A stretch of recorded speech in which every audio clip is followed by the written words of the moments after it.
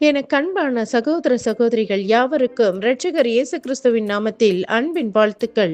இயேசுவின் பாதத்தில் இன்று நாம் காணவிருக்கும் வேத பகுதியாவது சங்கீதங்களின் புத்தகம் 115 அதிகாரம் 14 வசனம். கர்த்தர் உங்களையும் உங்கள் பிள்ளைகளையும் வர்த்திக்க பண்ணுவார். அமேன். ஹல்லேலூயா.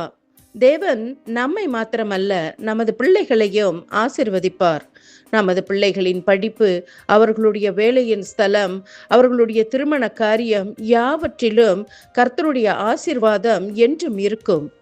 தேவன் நமது தலைமுறையினரையும் ஆசீர்வதிப்பவர். ஆபிரகாமுக்கு அருளிய ஆசீர்வாதங்கள் யாவற்றையும் இன்றும் நாம் சுதந்தரிக்கிறோம் அல்லவா? அதுவே நற்சான்று. பிரியமானவர்களே, தேவன் ஒருவரை ஆசிர்வதிக்கிறார் என்றால் அவர்களுடைய தலைமுறையினருக்கும் அது கிடைக்கப்பெறும்.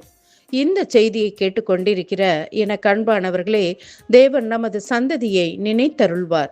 முற்பிதாக்களை நினைவு கூர்ந்து அவர்களது சந்ததியினரை ஆசிர்வதிக்கிற தேவனை தான் நாம் ஆராதிக்கிறோம். யோசேப்பை, தாவீதை, சாலமோனை தேசத்தில் உயர்த்தின தேவன் இன்றும் நம்மை, நமது பிள்ளைகளை வர்த்திக்க பண்ணுவார். கர்த்தரிடத்தில் பிள்ளைகளை முழுவதுமாக ஒப்பு கொடுத்து நாம் ஜெபிப்போம். எங்கள் பரலோக தேவனே, நீர் தந்த உம்முடைய நல்ல வார்த்தைக்கு நன்றி.